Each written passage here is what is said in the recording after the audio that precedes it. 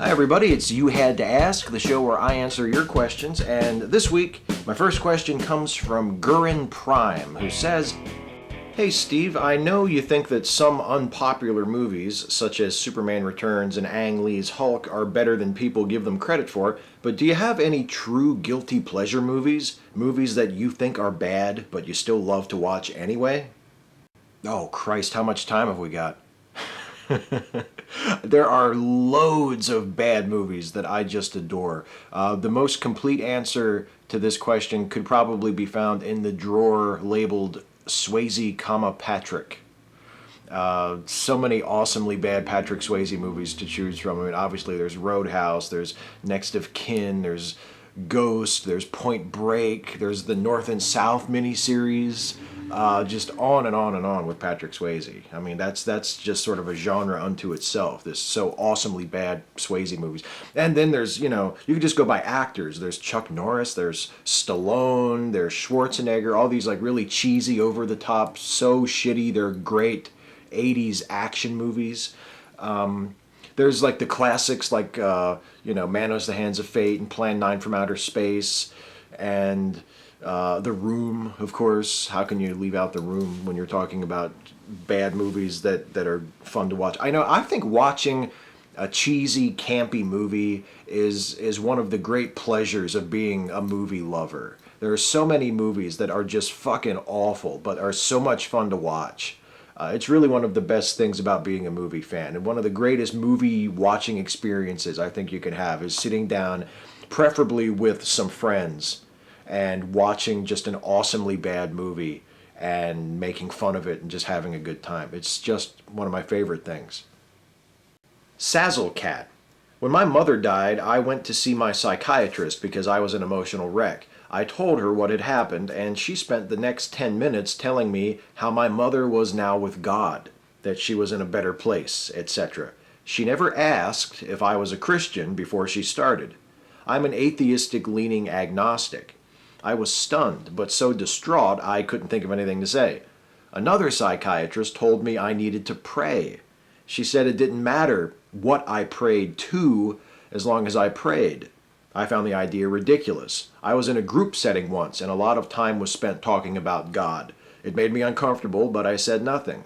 Do you think it's ethical for mental health professionals to use religion and spirituality in their treatment of a patient? If not, what boundaries do you think should be in place when dealing with such a vulnerable population? I'd really love to know your thoughts on this subject. I don't think it's ethical to bring up Christianity or religion without clearing it with the patient first. I think or without making it known beforehand, like say in your advertising or in your literature, that you are a therapist that comes at it from a religious angle or from a Christian background.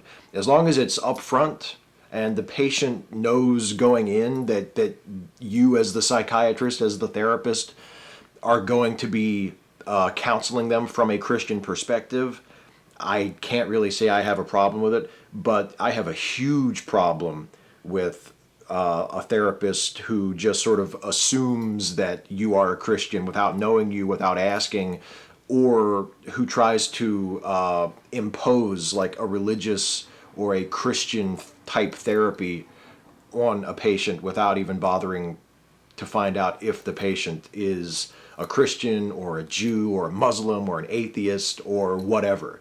I think that's incredibly unprofessional and incredibly presumptuous and unethical. I don't agree with that at all. I mean, any therapist who would tell you that you should pray, whether you believe that prayer is horseshit or not, that's not a therapist I would ever go back to. And it's terrible to treat grieving people that way.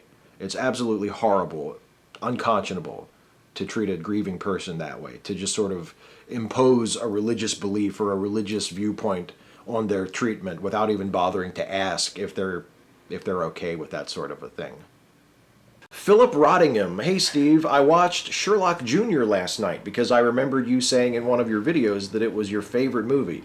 I really enjoyed it, thinking it was funny and had some great stunts and practical effects. Plus, Buster Keaton is just a joy to watch. I was wondering, what are some other Keaton films you would recommend? Thanks, PR. Can I say all of them? Would that be too much? Would that be putting too much on you?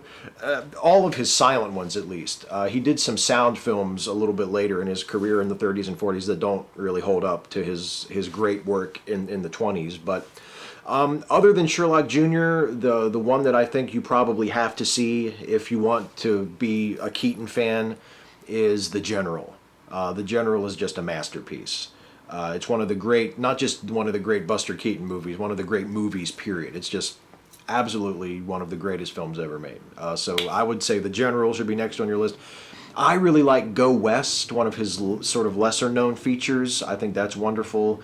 Three Ages is really good. And for the stunts, Steamboat Bill Jr. is probably maybe his most celebrated film, and just in terms of the stunt work. Because there's a very famous shot in Steamboat Bill Jr. of the facade of a house falling on Buster, and he only survives because he happens to be standing in the area where the window falls, like the open window kind of just falls over him. And that was real. That's a real shot that they actually did. They actually constructed the facade of a building and timed it and measured it so that Keaton was standing in just the right place, and then it fell over him. It's just a stunning, stunning shot. And Our Hospitality is another one that has some really amazing stunt work in it. And then you should also check out his shorts, his two-reelers, because some of those are incredible. 1 Week is a classic. The Frozen North is a really good one. It's funny, it's cool to watch The Frozen North and to kind of contrast it and compare it to Chaplin's Gold Rush, because there's a lot of the same things going on, a lot of sort of cold weather comedy. Yeah, check out the shorts. Check out Buster Keaton's two-reelers as well as the features. The Scarecrow. The Scarecrow is another one that is just fantastic. You really, with Keaton's silent work, you really, really can't go wrong.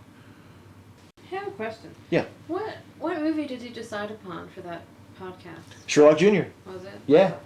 I thought maybe. Sherlock Jr. Of course. They all want to look like real film buffs, so let's do the silent. It's actually a really cool podcast. You should listen to it. Really? Yeah. Your It's mom's a really good cool lady. Jade Mask 14. Hi again, Steve. I got a question. What do you think of bronies? As you see, I'm one, but more so what's called a furry brony. It's been hated a lot because they think it's wrong for a boy or grown man to like a girl's show when the person who made the show made for the kids and the parents. I am happy that I'm a brony, and I had a lot of good things happen to me when I became one, and one of them is me meeting my boyfriend Adam, aka Hazy Maze. You know what? If you're a brony and it makes you happy, I have no problem with it at all, and I think if you ever meet anyone who does have a problem with it, you should tell them to go fuck themselves. If watching the show and being involved in the show and talking with other people who watch it and being a brony and being a furry brony, if that gives your life meaning and pleasure, it makes you happy, then anybody who has a problem with it can go fuck themselves. You're not hurting anybody. It seems like you've gotten a lot out of it. You say you met your boyfriend through it. You enjoy the show. You enjoy the thing. Fuck people who have a problem with it. That's what I would say. Fuck people who have a problem with it. What harm is it doing? Why shouldn't you be allowed to do whatever the fuck you want? That's my answer. I know, of course I have no problem with you being a brony. I would hope nobody else would either. Jeff Edberg. I'm trying hard to solidify my beliefs or lack thereof as an atheist. I don't want to believe in a God, but I was raised hardcore Catholic and can't convince myself that a God doesn't exist. What continues to scare me is seemingly impossible coincidences that happen to me all the time. Just today, I had been striving hard to ignore my fear of a God and move on as a stronger person, but then I watched your new video. Let me explain. I have wanted Back to the Future for my movie collection for quite a while. Then, just last week, my friend found the Back to the Future trilogy for sale at a pawn shop and bought it for me. I just finished watching part 3 last night. The very next day, I see your video, and bam, out of the blue, you are asked a Back to the Future question.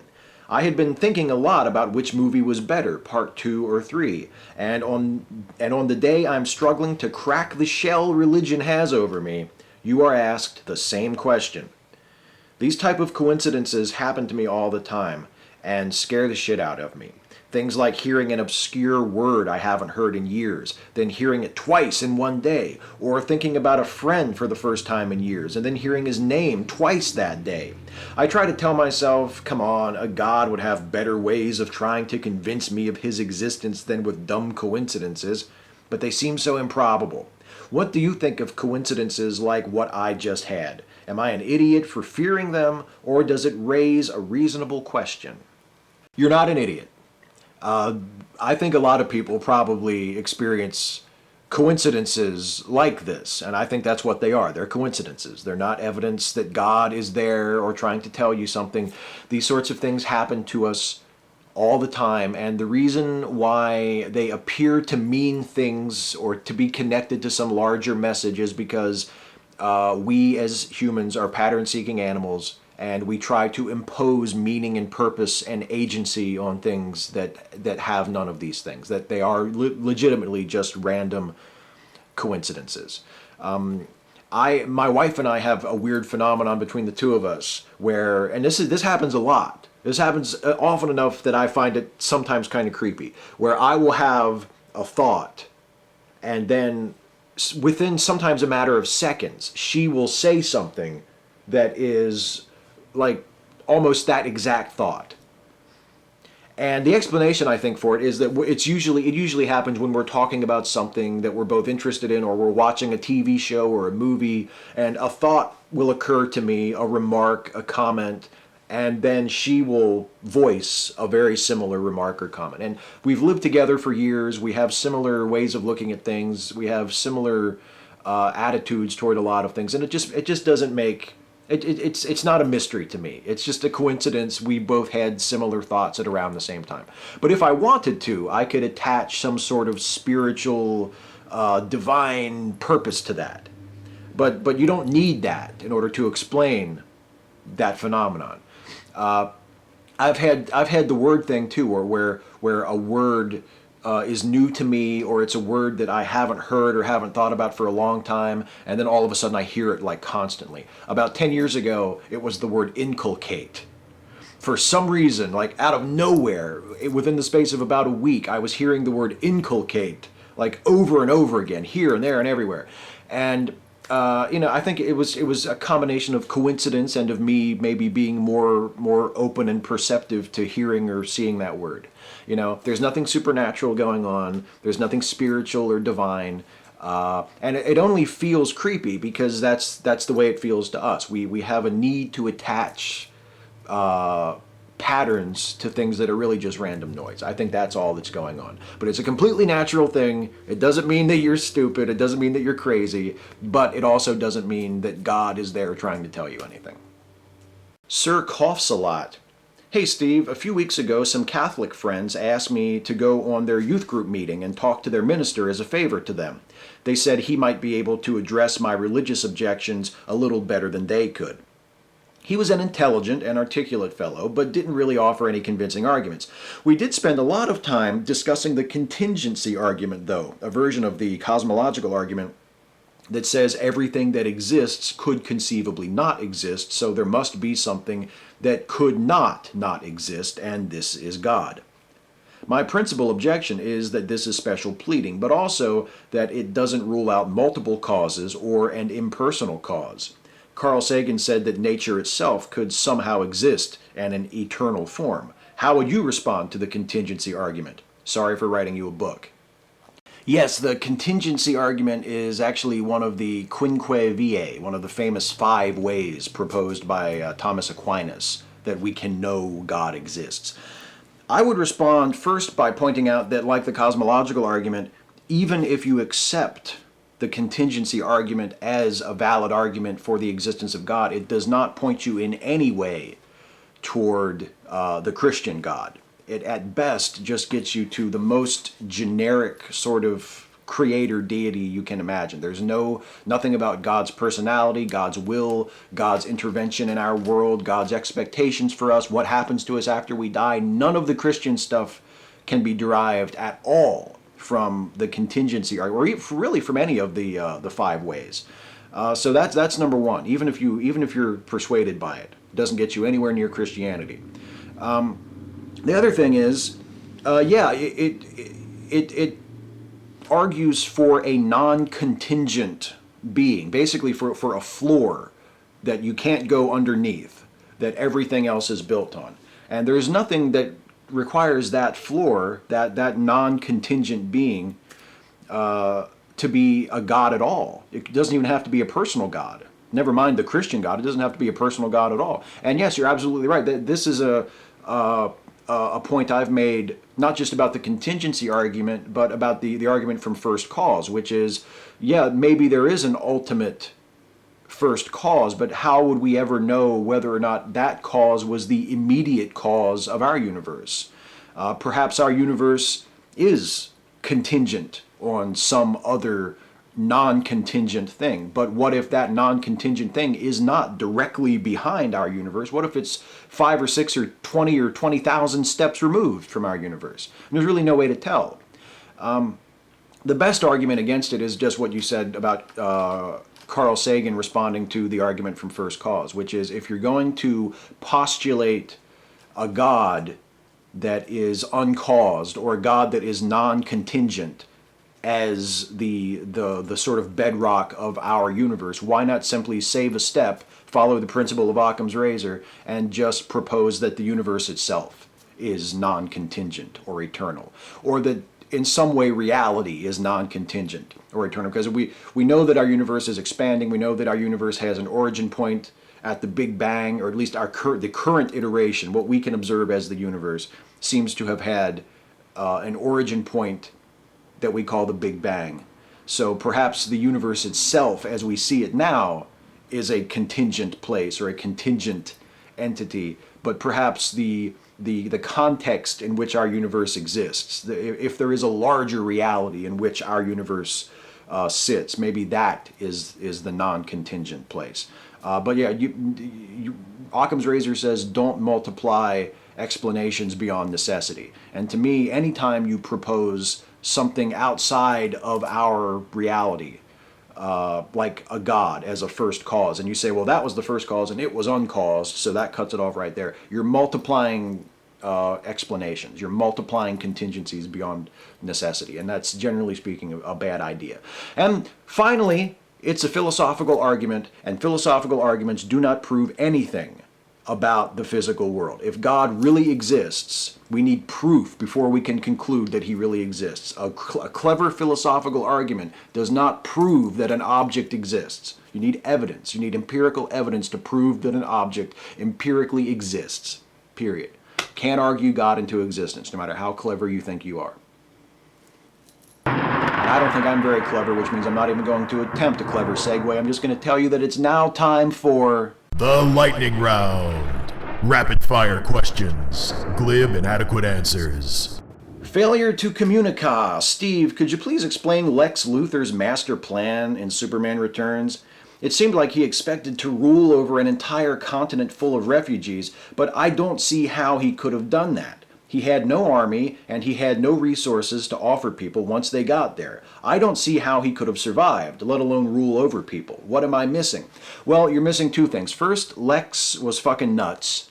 And second, the point of that whole Krypton thing, the new continent, Lex's evil scheme, was not to create a plausible evil supervillain scheme for Lex. The whole point of that was to put Superman in jeopardy, to use a piece of his lost homeworld to do that, to put him in jeopardy, to steal a piece of his heritage, to place him in jeopardy. It ties in with all of the themes of isolation and alienation and immigration and the lost homeland and returning to his adopted home. All of the themes of the film are sort of tied up in the method of Lex's plan there. So when you try to make sense of it in terms of the plot and in terms of, well, how would that have worked? What was Lex planning to do? That's not really the point. If you get into it too much, to me, I think you're sort of missing the point of why they went that direction with Lex doing that, having that particular evil scheme. Jim Smith, lightning round, 3 worst presidents? Ooh, shit. Who are the 3 worst presidents? Andrew Johnson, Herbert Hoover, and George W. Bush. Afterthought BTW, if you could choose the way you die, how would you do it? Old age, slipping off slowly, spontaneously so you didn't have to worry about what was going to happen, heroically, saving someone else's life, taking out your worst enemy first? That's a good question. How would I want to die if I could choose? I don't know. But however it would be, I think it would be really awesome to take a lot of innocent people with me. Why do you say that shit on camera?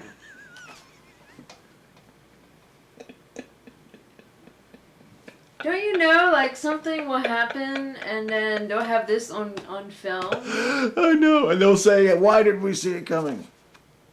Aren't you afraid of that? Like, No. some misunderstanding would happen and then, I don't know. No. You are so full of shit. Matthew Bugielski. I've heard a lot of YouTubers say that Fred Phelps actually helped gay rights in the long run because he gave many silent supporters an enemy to rally against, as well as making anti-gay rights individuals realize just how crazy their own ideas were. My question is, do you think it is possible that this was Fred Phelps' goal in the first place? To create a villain so evil that the world rallies against him? I ask because this was the twist ending of an anime series I have just finished watching called Code Geass. I guess that's how you pronounce that. Do I think that may have happened, that he provided a rallying point that spurred positive action? Yes, I do think that may be something that happened as a result of Fred Phelps and the Westboro Baptist. Do I think that was his intention? No. I do not consider that a realistic possibility, despite the ending of that anime series that you just watched. David Hernston, do you have a favorite animated TV short or movie? Well, my favorite animated short is probably, it's the, I can't remember if it's specifically in the Merry Melodies series or the Looney Tunes series, but it's the one of those, and it's Duck Amuck. The one where Daffy Duck is being tormented by being placed into different settings and different costumes by an unseen animator that turns out to be Bugs Bunny. Spoiler alert. I hope I didn't ruin Duck Amuck for you. That's probably my favorite. My favorite animated movie, there are a couple candidates. There's an anime movie called Grave of the Fireflies that I just love. There's another anime movie called Wings of Oniamis that I think is wonderful. And then as far as American animated films, I don't think anything really even comes close to The Iron Giant. I think The Iron Giant is just as good as it gets. Dylan Olmstead, non-stamp collector or Dark Matter 2525? Why? Why do you make me choose? Dark Matter. That's all, folkers. If God is omniscient, why does he ask Cain where Abel is? Because it's a much better story that way. It's just more dramatic. And because God is sort of a melodramatic guy anyway. You know, God gets into his role. He wants to play the character. He gives himself all the good lines. And as I read in the passage I quoted from in the previous video in this series, that line where God sort of, sneaks up behind Cain and he's like, where's your brother? What have you done? Ooh, one of my favorite moments in the Bible. One of the great narrative moments in all of the Bible, I think. So that's why, because it's a better story that way. Myth, oh dear. Steve, why do you hate the baby Jesus? Because he spit up on me once. And have you ever been around him? He smells like manger. Hey, that's it for the questions. That was the last one. Before I flee the scene here, I want to do a shout out. And the shout out this week goes to an incredibly well-deserving fellow YouTuber of mine by the name of CoolHardLogic. CoolHardLogic is another sort of atheist, anti-religion, anti-pseudoscience, anti-creationism type channel that is right on the cusp of busting loose and hitting it big. And I would love for this shout out to send a few more of you in the direction of CoolHardLogic, because it is such a great channel. Videos sort of offering counter arguments to creationism, offering counter arguments to pseudoscience, Just an outstanding video channel, a great presentation, really smart, really well written, well presented. CoolHardLogic. If you're not familiar with that channel, go check it out. I highly recommend it.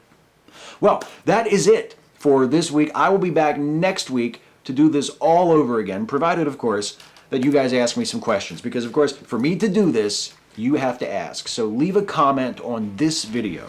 Ask me your question. For next time, you can ask me anything about anything. No topic is off limits. Nothing is too serious. Nothing is too silly. And I promise I will answer as many of them as I possibly can next time. So until next time, take care, you guys. I'll see you.